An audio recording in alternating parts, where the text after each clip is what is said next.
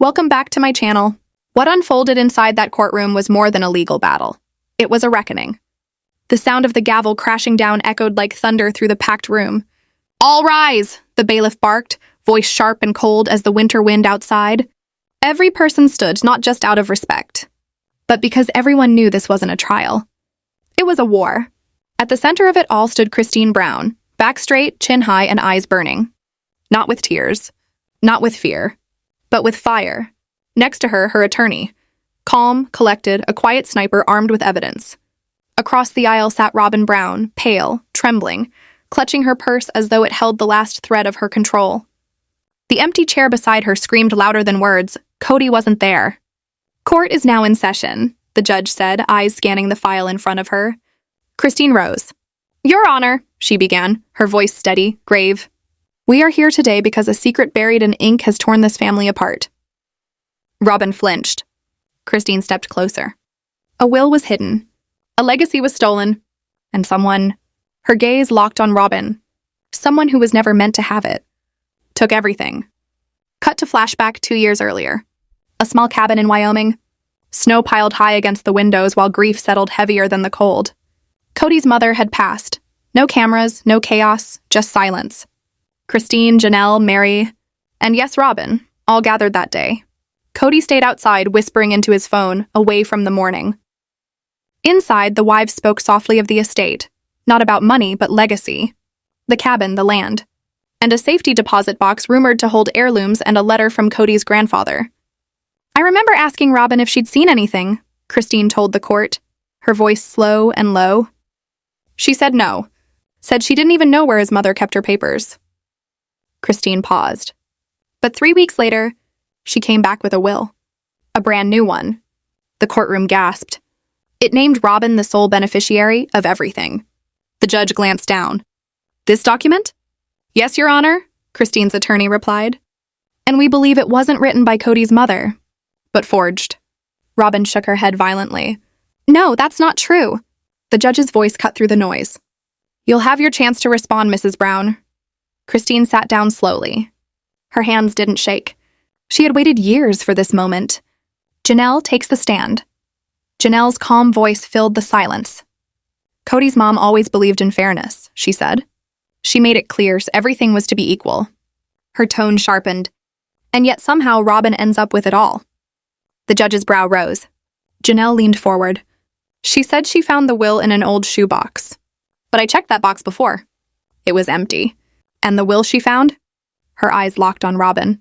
It didn't even look old. The courtroom froze. The judge demanded Kody's side. And then the double doors creaked open. Every head turned. Kody Brown. He didn't walk in like the man from TV, full of charm and control. He walked in like a storm-damaged figure, broken, exposed, and cornered by his own choices. "Mr. Brown," the judge said, "would you like to testify?" He swallowed. "Not yet." Christine's evidence. "Your Honor," Christine's attorney said, holding up an aged envelope. "We have newly recovered evidence, a handwritten letter from Kody's mother, found in Christine's daughter's attic." The judge's eyes narrowed. "This contradicts the submitted will." "Yes, Your Honor," the lawyer nodded. "In this letter, she clearly states, everything is to be split equally between my children and their spouses, regardless of legal status." The air changed. Even the walls seemed to lean closer. Robyn's attorney jumped to her feet. "We object. It's not notarized." Christine rose, her voice sharp as a blade. "Neither is the one Robyn submitted." The courtroom erupted. Gasps, murmurs, shock. The judge slammed her gavel. "Enough. 1 hour recess. Both sides will submit every version of these documents." Christine turned to Robyn as the crowd stood. "You thought we'd never find it," she whispered. Robyn said nothing. After recess, the truth begins to bleed out. When the court reconvened, Janelle returned to the stand. Her voice was steady, but her eyes, full of hurt. "I never thought I'd be testifying against someone I once called sister." The room went silent. Robyn's fingers dug into the arms of her chair. "I loved Kody's mom," Janelle said. "She treated us all as daughters. She wanted everything shared." She looked directly at Robyn. "So when you brought that typed will, perfect and untouched, we knew something was wrong." The judge adjusted her glasses. And yet you say this typed will left everything to Mrs. Robyn Brown? Janelle nodded. Yes, Your Honor, the cabin, the land, even the safety deposit box. The room froze again. Because everyone knew what that box contained could rewrite the family story forever. Robyn breaks. Robyn stood suddenly. I didn't lie. She cried out. Kody told me his mother wanted me to handle everything. She trusted me. The air cracked open. Christine shot up. Objection! That's not verified. Mrs. Brown, the judge snapped. Sit down. But the damage was done. The truth had slipped out. Janelle's eyes narrowed. Robyn, are you saying Kody told you to hide the original will? Robyn's lips trembled. He didn't want a war, she whispered. He said this would destroy everyone. Christine's voice cut through the room like a whip. You already destroyed us, Robyn. You just never thought we'd fight back. Final act, Kody takes the stand. The courtroom went dead quiet. Christine rose. I'd like to call Kody Brown to the stand. He hesitated, but stood. Every step forward looked heavier than the last. Mr. Brown, Christine's lawyer began, did your mother ever say Robyn should receive her entire estate? Kody hesitated. She said she trusted Robyn, said she was organized. But did she say Robyn should inherit everything? The cabin, the land, the heirlooms? Kody looked at Robyn and then down. No, not everything. The courtroom went still. Did you know about the letter Christine found? He nodded. I read it. After she passed. I didn't think it mattered. Why? Because... His voice cracked. Robyn had already filed the paperwork with the bank. The typed will was accepted. And you let it happen? Tears formed in his eyes. I didn't want a war. I was tired. The family was already falling apart. From the gallery, Janelle's voice trembled. You let her steal from us? Mary whispered through clenched teeth. You let her steal from me. Robyn sobbed quietly. But Christine stepped forward, her voice sharp but breaking. Kody, she said, do you know what hurts more than losing the inheritance? He looked up. That you didn't fight for us. Outro. And in that single moment, the courtroom fell silent again. Not from shock, but realization. This wasn't just about money or land. It was about loyalty, trust, and the truth that finally came to light, too late to fix what was already broken. Because this time, the sister wives weren't fighting each other. They were standing against the lies that built the empire. And for Kody Brown, the war he feared had finally come. What happens next inside that courtroom will go down as the most explosive moment in sister wives history. Because when the forensic handwriting expert stepped through those heavy oak doors, no one, not even the judge, was ready for what came next. The air shifted. Even the cameras outside stopped flashing for a second, like the world itself was holding its breath. Christine Brown stood tall. Janelle leaned forward. And Robyn's hands trembled around the edges of a folded tissue that she hadn't stopped clutching since morning. The judge cleared her throat, her voice echoing off the marble walls. This court will now adjourn for today. We reconvene tomorrow with expert testimony regarding the validity of both wills. At that time, a decision will be made regarding possible fraud charges. The words hit like a gavel strike to the heart. Gasps rippled through the crowd.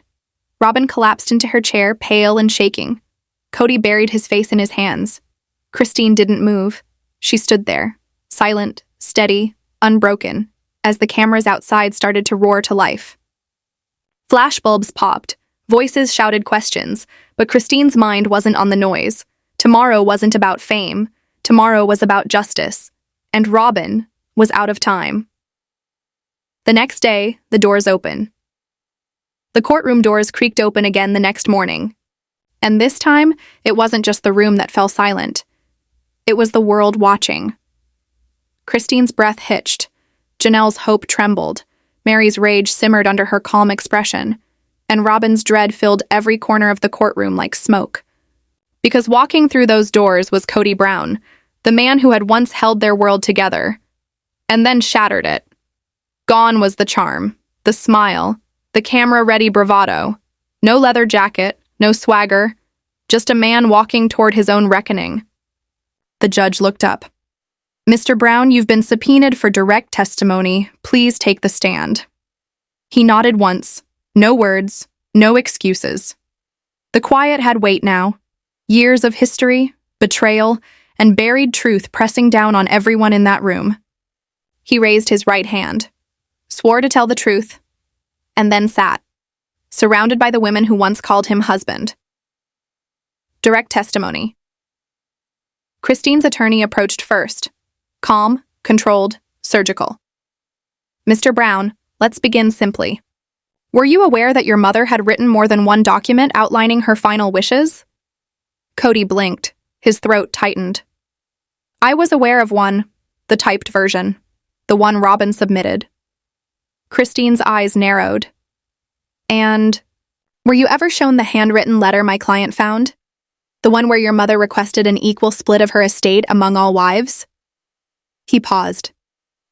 The silence stretched. Yes, he finally said. Christine's attorney stepped closer.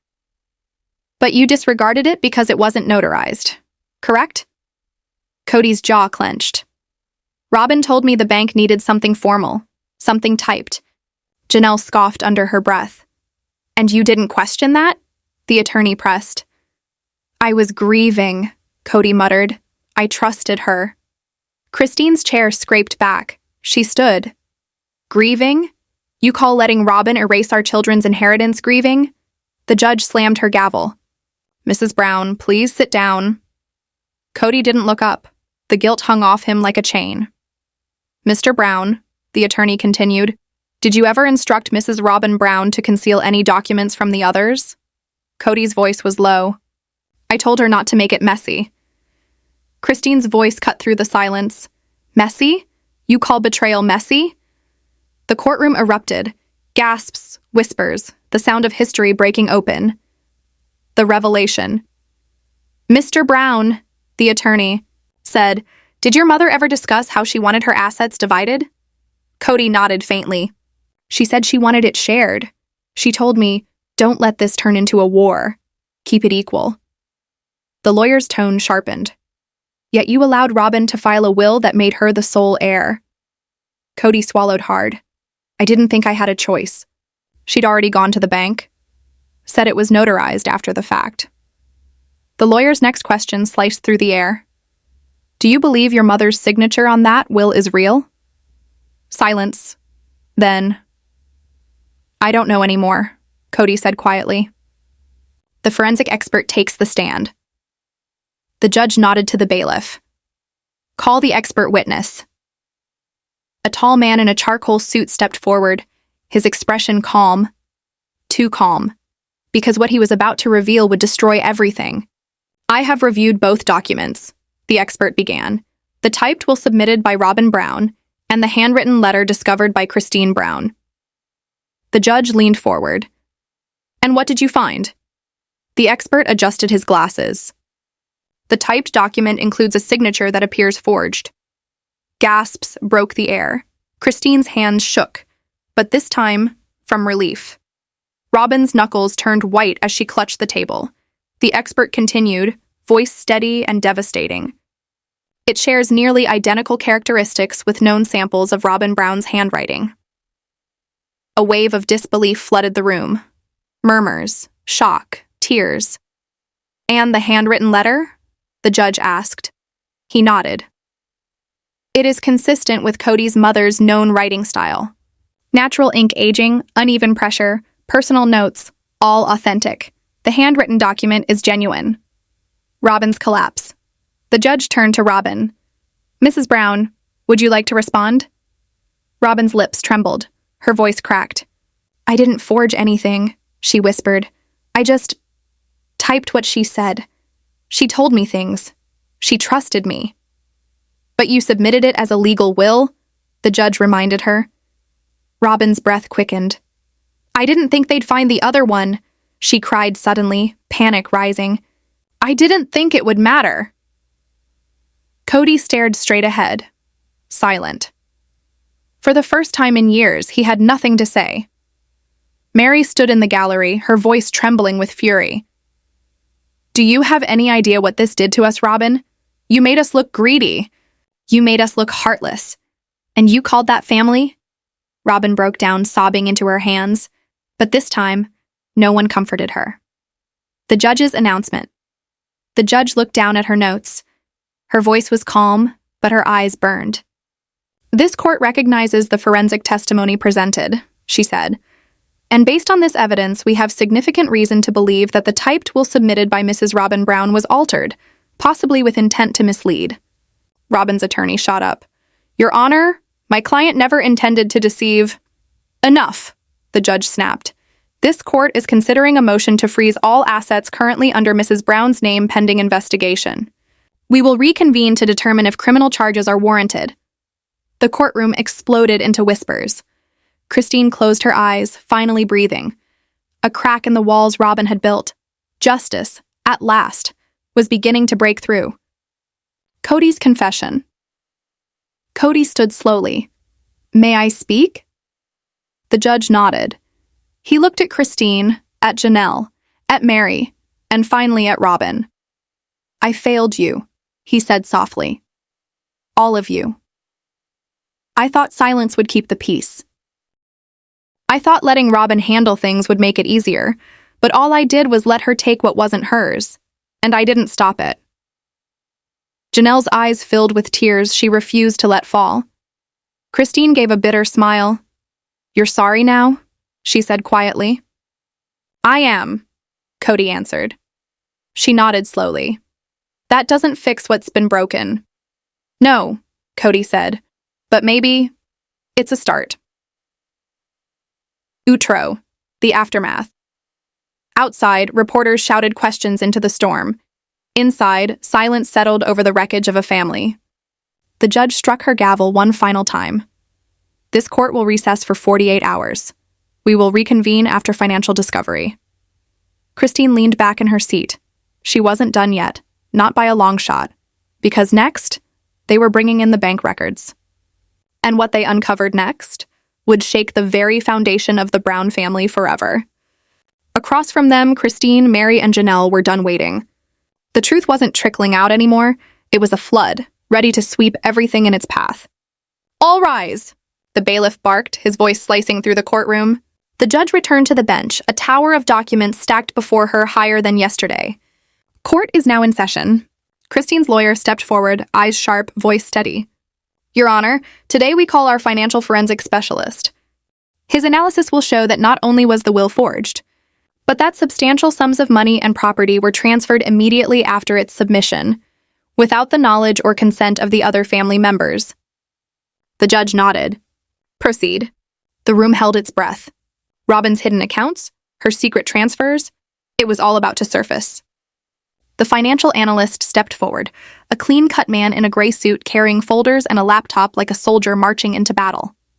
I've reviewed account transactions, property records, and safety deposit access logs involving Robyn Brown, Christine Brown, and other immediate family members, he began.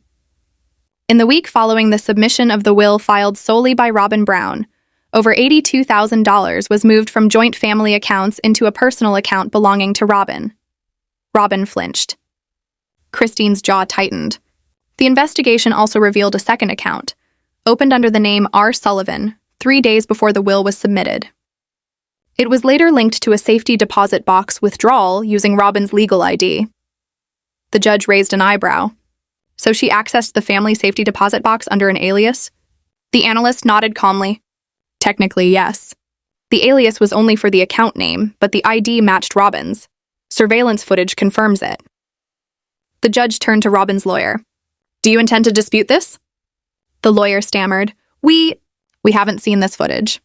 You will, the judge said, her tone icy. Christine stood, her voice cutting like a blade. This is what she's been doing. While we were grieving Kody's mother, while we were trying to hold the family together, she was taking everything. Janelle's voice shook with fury. She accessed that box before any of us even had the key. Family heirlooms, our grandmother's wedding ring, my son's birth certificate. She took everything. Mary's voice cracked. Robyn whispered almost defensively, I was trying to protect what was left. Christine stepped closer, eyes sharp as knives. You weren't protecting it. You were claiming it. Then the courtroom doors opened again. A surprise witness entered, holding a small black box. Gasps rippled across the room. Call my L.T. Brown to the stand, Christine's lawyer announced. Robyn's eyes went wide. Myelty walked in confidently, cradling the box. Christine gave her a tiny nod. She was sworn in. "My name is Myelty Brown," she said, opening the box. Inside lay a delicate antique gold ring, its diamond faded but unmistakable. Every Brown wife recognized it. Mary covered her mouth. That's Kody's grandmother's ring." Myelty nodded. "Robyn told us it was lost. Said the bank had no record. But my cousin gave it to me, saying Robyn had given it as a gift last year." The judge's brow lifted. "So Robyn claimed it was missing, then gave it away?" "Yes," Myelty said. "She told me to keep quiet, that the family didn't understand the spiritual weight of this legacy." Christine's lawyer pressed, "Did you know it was family property at the time?" "No," Myelty said. "But I do now, and I want it returned."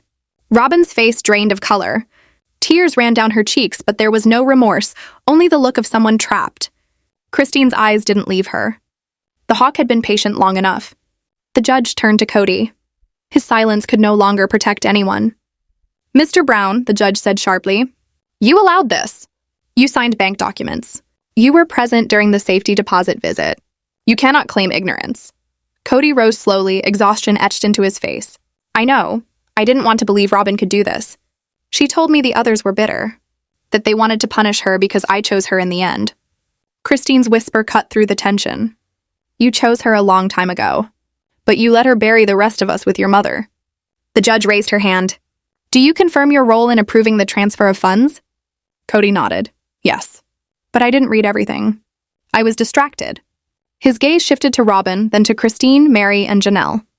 "I'm sorry." Mary looked away. Janelle didn't blink. Christine stepped forward, voice cold. "It's too late for sorry. You let her steal our history." The judge leaned back. "This court finds sufficient evidence to freeze all accounts tied to Robyn Brown, including those under pseudonyms. A criminal investigation into forgery and misappropriation of family assets is hereby requested." Robyn screamed, "No! You can't freeze everything." "That's all I have." Christine leaned in. "No, Robyn, that's what you took." The judge banged her gavel. "Court will recess for 72 hours. Mrs. Brown, you are not to leave Arizona. All passports must be surrendered by end of day." Robyn collapsed. Christine finally exhaled, but the storm wasn't over. Hidden in the documents was one final revelation, a life insurance policy with Robyn as the sole beneficiary. Signed by Kody himself. The courtroom walls felt fragile, almost unreal. For 3 days, Christine and her lawyers had pored over every shred of evidence, anticipating this moment. Today wasn't about evidence, it was about consequences. "All rise," the bailiff called. The judge entered, cold, controlled, but carrying the weight of history in her eyes. The gavel fell. Court is now in session. Robyn sat exhausted, isolated. Kody slouched in the back, alone, perhaps for the first time in the only seat he could be truly honest. After reviewing all evidence, the judge ruled Robyn's will was invalid, likely fabricated to deceive. Gasps filled the room. "Sufficient grounds exist for a criminal investigation," the judge continued. "Assets, including the cabin, family land, and safety deposit box, will be equally divided among the 4 wives, pending investigation." Robyn's eyes widened. "You're still giving me a share?" "This is not mercy," the judge said sharply. "Your share is frozen. If found guilty, you forfeit it." Christine, Janelle, and Mary shared a small, quiet nod. Christine saved one last reveal for Kody. A life insurance policy worth $250,000, funded by the family trust, with Robyn as sole beneficiary. The courtroom whispered. Kody's signature confirmed it. The judge slammed her gavel. "The policy is a misuse of family funds. A full audit of the Brown family trust will be conducted." Robyn screamed. Christine's voice, steady and cutting, met hers. "No, Robyn, that money was ours. You just wanted it all." The gavel fell again. Court is adjourned. Accountability has been served. Outside cameras flashed. Reporters swarmed. Christine didn't speak. She turned to Janelle and Mary. "We split it. All of it, equal." Inside, Robyn slumped. Kody passed silently, disappearing into the crowd. The legal battle was over. But the scars and the story were just beginning. Christine stepped down the courthouse stairs, smiled softly, and said, "Now, we rebuild." Softly and said, "Now, we rebuild."